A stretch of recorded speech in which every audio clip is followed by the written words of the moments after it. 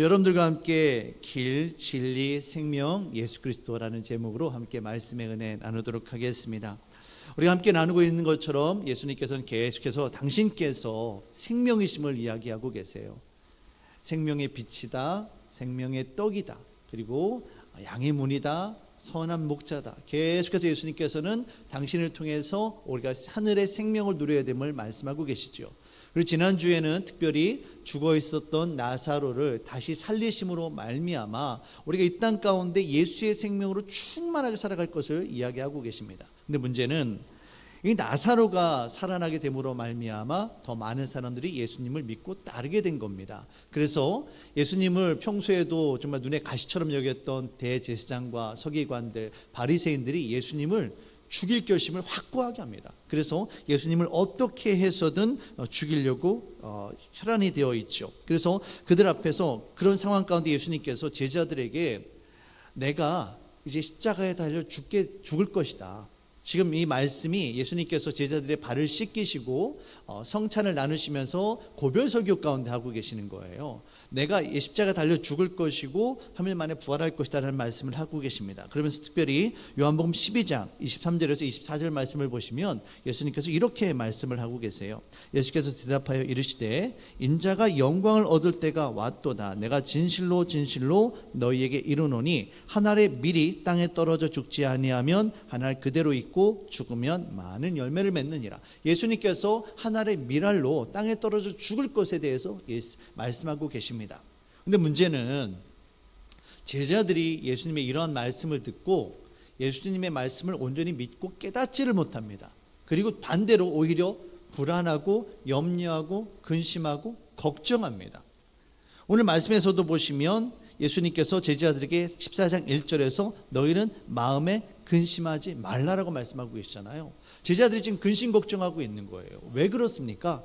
예수님께서 이 땅 가운데 메시아로 오셨으니까 예수님께서 로마 군사들을 좀 물리치시고 좀 예수님께서 높은 자리에 올라가시면 우리 제자들도 좀 이 땅 가운데 좀 떵떵거리면서 좀 잘 살 수 있을 것 같았는데 갑자기 예수님께서 죽는다고 하니까 어떻게 되나, 내 삶은 어떻게 되는 건가? 또한 지금까지 예수님을 믿고 따랐는데 예수님이 사라져 버리시면 우리는 어떻게 예수님 없이 혼자 이 모든 사역들을 감당해야 되는가? 정말 많은 생각들이 있었을 겁니다.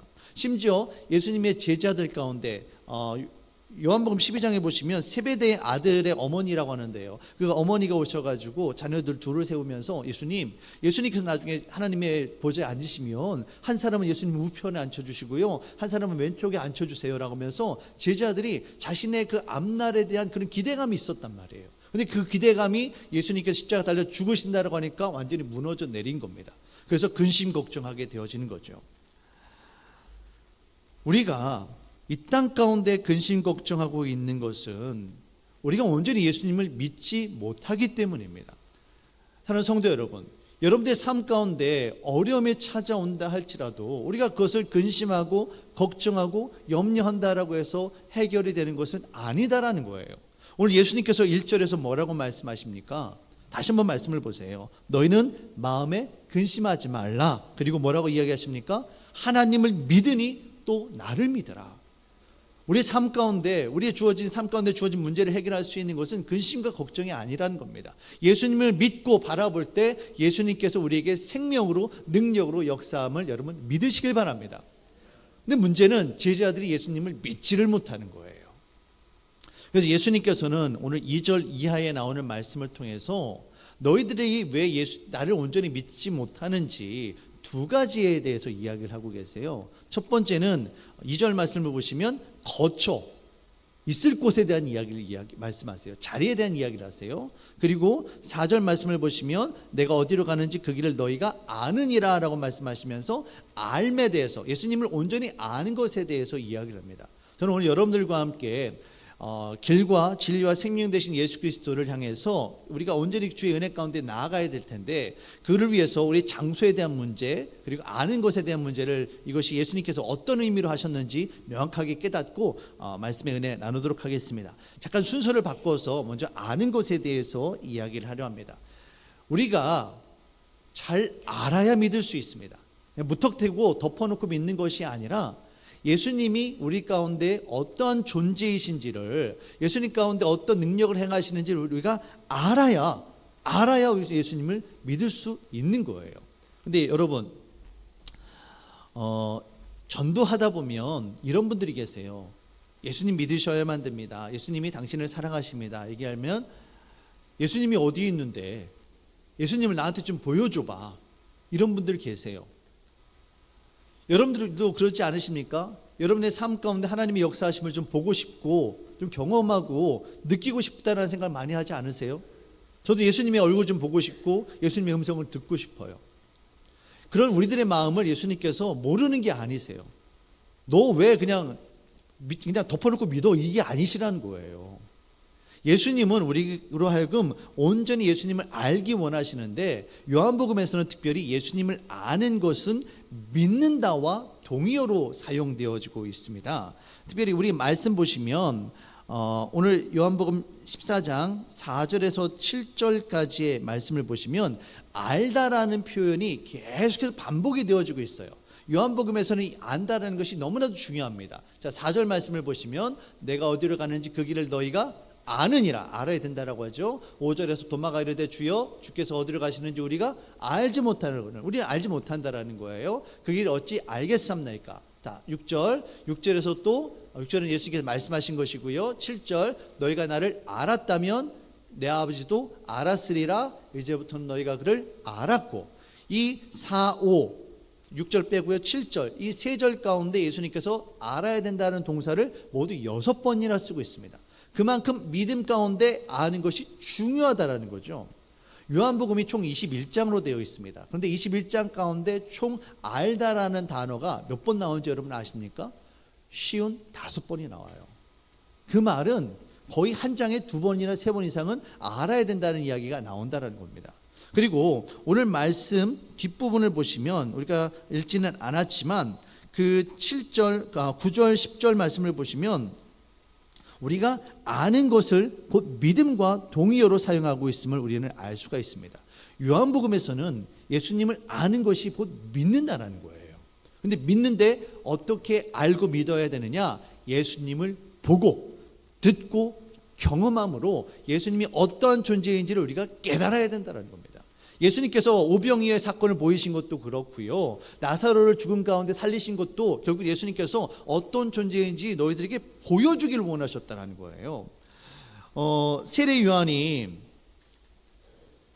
예수님에게 세례를 베풉니다. 그런데 그때 세례 요한이 그 전까지는 예수님이 어떤 존재인지를 몰랐어요. 그런데 세례 받으시러 올라오시는 예수님을 세례 요한이 바라봅니다. 그러면서 이분이 바로 메시아이구나 그가 깨닫게 되어집니다.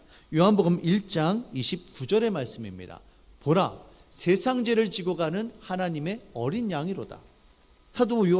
세례 요한이 예수님을 보고 안 거예요. 그리고 33절, 34절입니다. 요한복음 1장 33절, 34절에서 이야기하는 것이, 자, 보시기 바랍니다. 나도 그를 요한복음 1장 33절, 34절이에요. 자막이 안 맞으면 그거는 제가 임의로 한 거라고 이해를 하시면 돼요. 자, 33절, 34절 보겠습니다. 나도 그를 알지 못하였으나 나를 보내어 물로 세례를 베풀라 하신 그이가 나에게 말씀하시되, 세례 요한도 예수님을 몰랐어요. 그런데 성령이 내려서 누구 위에든지 머무는 것을 뭐라고 합니까? 보거든이라는 단어가 임합니다. 그리고 그가 성령으로 세례를 베푸시는 이인 줄 알라 하였기에, 세례 요한이 몰랐습니다. 그런데 보았습니다. 이제 알았어요. 그리고 내가 보고 그가 하나님의 아들이심을 증언하였느니라 하니라. 세례 요한도 예수님이 누구인지 몰랐습니다. 그런데 성령께서 그 가운데 임하시는 것을 보고 이분이 바로 메시아이시구나 깨닫게 되어졌고 그가 믿었다라는 거예요. 믿었기 때문에 증언할 수 있었다라는 겁니다. 그래서 예수님께서도 요한복음 1장 39절에서 와서 보라. 그러므로 그들이 가서 계신 데를 보고 그날 함께 거하니 때가 10시쯤 되니라. 예수님께서 하신 이야기가 너희들이 제발 나에게 와서 내가 어떤 존재인지 보고 듣고 경험하고 깨달아라. 그래서 내가 이 메시아임을 너희들이 알아라라고 말씀하시는 겁니다. 근데 중요한 것은 여기 와서 보라라고 말씀하시는데 예수님과 계신 데를 보았다라고 그래요. 예수님이 무엇을 행하셨는지, 어떤 말씀을 하셨는지 그들이 본 게 아니라 예수님이 머문 그 곳을 보았다라고 합니다. 장소를 보았다라는 거예요. 장소가 왜 중요할까? 오늘 말씀에서도 보시면 예수님께서 제자들이 근심 걱정하는데 갑자기 뜬금없이 아버지의 집에 거할 곳이 많다. 그렇지 않으면 너희가 일러 쓰리라. 내가 너희를 위하여 거처를 예비하노라 가노라 라고 말씀하시면서 장소에 대한 이야기를 하고 계십니다. 우리가 여러분 잘 깨달으셔야 돼요. 우리 삶에 다가오는 대부분의 문제는 사실 이 장소, 자리에 대한 문제입니다. 쉽게 말씀드리면 아주 이 전부는 아니지만 직관적으로 이해를 한다면 내 직장에서 내가 일할 자리가 있느냐 없느냐, 사람들과의 관계에 있어서 내가 더 높은 지위에 있느냐 그렇지 않느냐, 사람들과의 관계에 있어서 내가 저 사람들에게 영향을 주는 자리에 있느냐 아니면 내가 피해자로서 따라가는 자리에 있느냐, 이 땅에 살아가면서 이 땅에 있는 물질에 사로잡히고 먹을 것, 입을 것, 쓸 것들, 우리 마음의 자리가, 내 마음이 있는 자리가 이 세상이고 직장이고 일터이고 그런 곳에 있는지, 아니면 내 마음의 자리가 예수님과 함께 있는 자리, 오늘 성경에서 이야기한 것처럼 아버지의 집, 아버지와 함께하는 곳에 내 마음이 거기에 주님과 동행하며 있는지, 이것에 따라서 우리의 삶의 차이가, 삶이 문제 가운데 있고 근심 걱정하느냐 아니면 하나님의 인도하심을 따라서 평안 가운데 살아가느냐가 나뉘게 된다는 거예요. 여러분, 아버지의 집은 누가 계신 곳입니까? 아버지가 계신 곳이에요. 아버지의 보호하심과 아버지의 공급하심과 아버지의 인도하심이 가득한 곳이 바로 아버지예요. 아버지 집이에요. 탕자가 아버지 집을 떠나서 그가 어떻게 되어집니까? 세상 가운데 쫄쫄 굶고 고생하지요. 그러다가 무엇을 생각합니까? 아버지의 집을 생각한단 말이에요. 아버지의 집으로 돌아가자 그가 다시 아버지의 은혜로 그의 지위를 회복하게 되어지고, 그에게 옷을 갈아입히고 손가락지에 발가락지에 다시 그것들을 끼워주고 신발을 끼워줍니다. 신발을 신긴다라는 것은요, 그의 신분을 변화시킨다라는 거예요.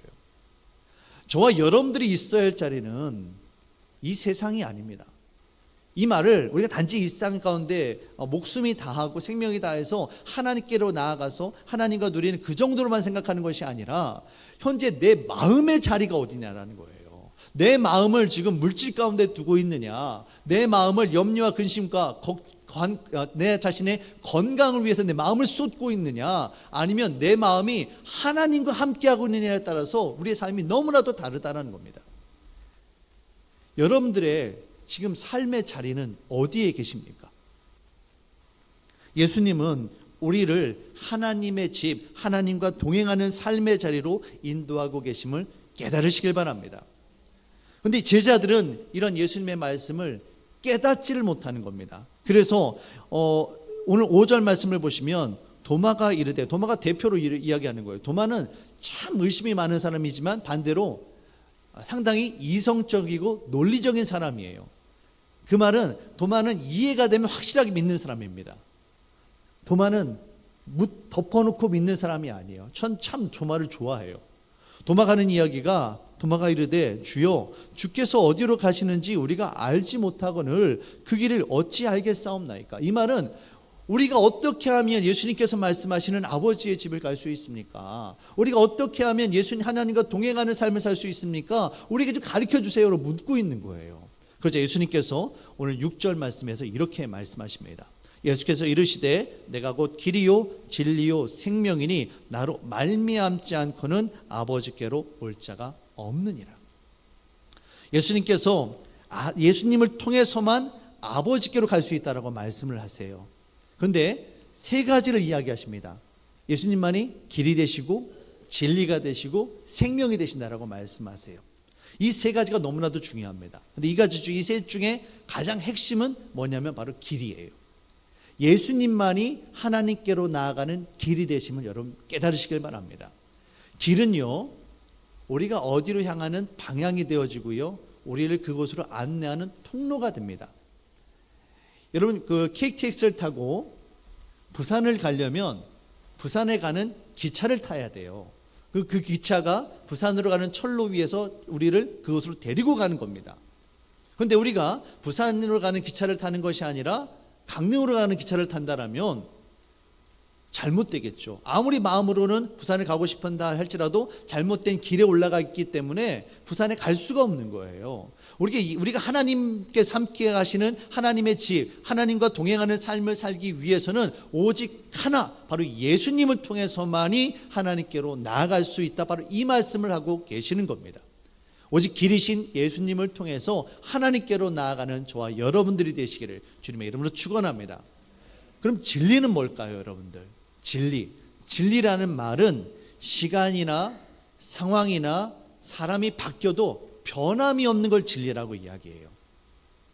예수님께서 2000년 전에 십자가 달려 죽으시고 부활하셨는데 그때 제자들이 구원받았는데 그것만 그대로만 거기에만 적용이 되는 것이 아니라 오늘날 적용이 되어지지 않는다라면, 또는 장소나 환경이나 어떤 사람의 지위에 따라서 이것이 바뀐다라면 이건 진리가 아니에요. 진리라는 말은 모든 사람에게 누구에게나 변함없이 똑같이 적용된다, 이 말씀을 하고 계시는 겁니다. 그리고 무엇보다도 우리의 삶 가운데 이 진리가 아니라 거짓 때문에 사로잡혀서 우리가 너무나도 많은 그런 고생을 할 때가 참 많습니다. 우리가 정말 진리이신 예수님을 알아야만 우리의 인생 가운데 정말 하나님께로 온전히 나아갈 수 있는 거예요. 여러분들, 우리는 어제 우리 집사님 같은 경우도 자녀분들을 이렇게 결혼을 시키셨고, 우리 다른 집사님들 같은 경우는 한 주간 동안 이사를 하신 분들이 계신데, 우리는 자녀를 결혼시키거나 이사를 하거나 어떤 중요한 일을 할 때 어떻게 날짜를 정합니까? 가족들과 이야기해서 형편에 따라서 잘 좀 모일 수 있고 편안한 시간들을 선택을 하죠. 그런데 예수님 믿지 않는 사람들은 어떻게 날짜를 정합니까? 이사를 갈 때 우리는 마음대로 편한 대로 가지만 그들은 이사를 마음대로 못 가요. 이사를 가려고 해도 누구의 허락을 받아야 돼요. 꼭 뭐가 없는 날에 이사를 가야 돼요. 그것도 돈을 또 더 줘서 가야 돼요. 이사를 해서도 가구를 놓는데 우리는 편하게 녹심대 놓을 수 있어요. 근데 예수님 안 믿는 사람들 어떻습니까? 이 머릿맡은 어디에 둬야 되고, 신발 앞에 두는 머리는 두면 안 되고, 얼마나 그들을 가두는 것들이 많은지 모릅니다. 진리 대신 예수님을 알게 되어질 때 우리가 구원의 참된 자유를 누릴 수 있게 되어지는 겁니다. 세 번째로, 예수님은 길과 진리가 되실 뿐만 아니라 생명이 되십니다. 생명이 된다는 말은 살아 역사한다라는 거예요. 여러분, 핸드폰이 배터리가 다 되면 옛날 어른들 뭐라고 하셨어요? 핸드폰 죽었네라고 하시죠. 배터리 죽었다라고 표현을 쓰세요. 생명이 있다라는 말은 지금도 그것이 움직인다라는 겁니다. 예수님께서 말씀하신 이것이 거짓말이 아니라 그냥 허언이 아니라 예수님께서 하신 말, 이 나로 말미암아 하나님께로 나아갈 수 있다, 이 말씀이 오늘도 지금도 영향력이 있고 살아 역사하고 있다는 겁니다. 이것이 그냥 던져진 것이 아니라 효력 있는 하나님의 말씀이다, 예수님의 말씀이다라는 것을 우리는 깨달아야 되는 것이죠. 사랑하는 성도 여러분, 길과 진리요 생명이신 예수님으로 말미암아 하나님께로 더욱더 가까이 나아가시기를 주님의 이름으로 축원합니다. 하나님과 동행할 때에 우리들의 삶 가운데 하나님께서 베풀어 주시는 놀라운 은혜가 가득히 임하게 될 줄로 믿습니다. 아브라함이 하나님의 은혜로 갈대아 우르에서 우상을 섬기는 그 땅에서 벗어나서 약속의 땅 가나안으로 들어갑니다. 그러면 그곳에서 하나님의 축복을 누리면서 집을 짓고 농장을 차리고 그것에 정착하고 잘 살아야 되겠죠. 근데 아브라함이 어떻게 합니까? 그렇게 하질 않습니다. 히브리서 11장 9절의 말씀을 보시면 이렇게 기록이 되어 있습니다. 믿음으로 그가 이방의 땅에 있는 것 같이 약속의 땅에 거류하여 동일한 약속을 유업으로 함께 받은 이삭 및 야곱과 더불어 장막에 거하였으니, 약속의 땅에 거하는데 머물러 있는 게 아니라 텐트를 치고 장막을 치고 거류하며 움직이며 다닌다라는 이야기예요. 왜 그렇습니까? 이곳이 내가 있어야 될 영원한 집이 아니다라는 겁니다. 히브리서 11장 10절 이렇게 이야기합니다. 이는 그가 하나님이 계획하시고 지으실 터가 있는 성을 바랐음이로라. 아브라함은 그 땅에 머물러 있었지만 그 마음의 자리가 이 땅이 아니라 바로 하나님의 집, 하나님과 동행하는 삶을 바라보았기 때문에 여기에 있든지 어디에 있든지 그것이 어디든 상관없이 하나님께서 인도하시는 곳이 바로 하나님의 집이었다는 거예요. 이 약속의 땅에 거하면서 하나님께서 그의 인생을 이끌어 주심을 아브라함이 수없이 경험했기 때문에 어디든지 그가 있는 곳이 비록 그곳에 기근이 찾아오고 어려움이 찾아온다 할지라도 하나님이 함께 하시기 때문에 그곳은 아브라함에게 있어서 아버지의 집이 되었던 겁니다. 사랑하는 성도 여러분, 오늘 예수님은 우리에게 내가 길이다, 내가 진리다, 내가 생명이다, 그리고 나로 말미암지 않고는 아버지께로 올 자가 없다라고 말씀하고 계십니다. 여러분의 지금 삶의 자리는 어디에 있습니까? 근심과 걱정 가운데, 세상 가운데 있으십니까? 아니면 예수 그리스도를 통해서 하나님과 동행하는 삶을 살고 계십니까? 오직 하나님께로 더욱더 가까이 나아가는 저와 여러분들이 되시길 바랍니다. 하나님을 통해서 우리들의 삶 가운데 주께서 베풀어 주시는 생명과 능력이 충만하게 되어질 것입니다. 오직 길이요 진리요 생명이신 예수님을 통해서 생명의 은혜로 충만하게 되어지는 저와 여러분들이 되어지시기를 주님의 이름으로 축원합니다. 사랑하는 주 하나님,